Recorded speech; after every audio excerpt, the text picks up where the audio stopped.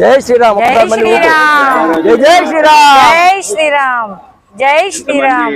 మాతృమూర్తులు మాత్రం ఎప్పుడు చూడగలుగుతున్నాం ఇక్కడ. మీ అందరికీ పాదాభివందనం.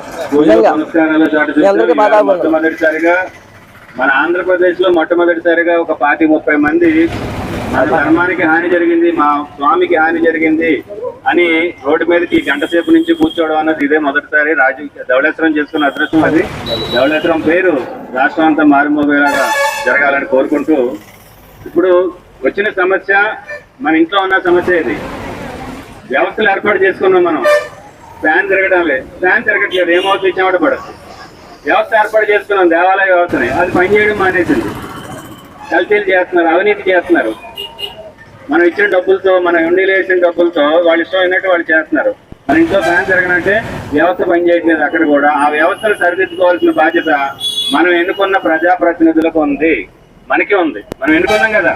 ఈ 5 ఏళ్ళు వెళ్ళి ఆంధ్రప్రదేశ్ కోసం మా ధవళేశ్వరం నియోజకవర్గం నుంచి నేను పంపిస్తున్నాం వెళ్ళవయ్యా అని ఒక మహానుభావుని పంపించాం ఓట్లేసి. ఆయన చేయాల్సిన పని ఏంటి? వ్యవస్థను నిర్వహించాలి.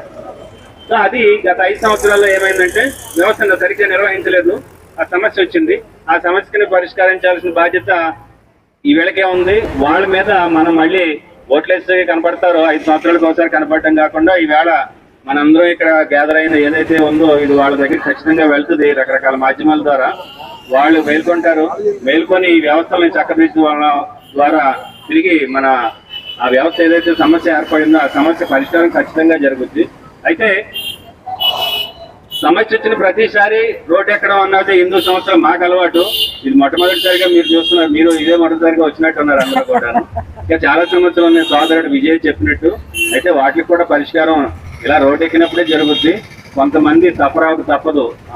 అక్కయ్య గారు ఇందాక నుంచి ఇక్కడే నుంచి ఉన్నారు, ఆవిడ కాళ్ళు పెరుగుతున్న ఎప్పుడు నుంచి ఉండరు కూడాను. సరే, ఒక తరం కష్టపడితే వచ్చే తరాలు ఏమవుతాయి? సుఖపడతాయి. సో మీరందరూ కష్టపడుతున్నాం, మనందరం ఒక గంటన్నర నుంచి ఇక్కడ కష్టపడ్డాం. మన పిల్లలు, మన మనవలు వీళ్ళందరూ కూడా మార్పు వచ్చిన వ్యవస్థలో సుఖంగా ఉంటారని చెప్పి ఆశిస్తూ ఈ అవకాశం ఇచ్చిన మీకు, ధవళేశ్వరం ప్రజలకి, సూరిబాబు గారికి అందరికీ కూడా పేరు పేరున ధన్యవాదాలు. భారత్ మాతాకి, భారత్ మాతాకి, భారత్ మాతాకి.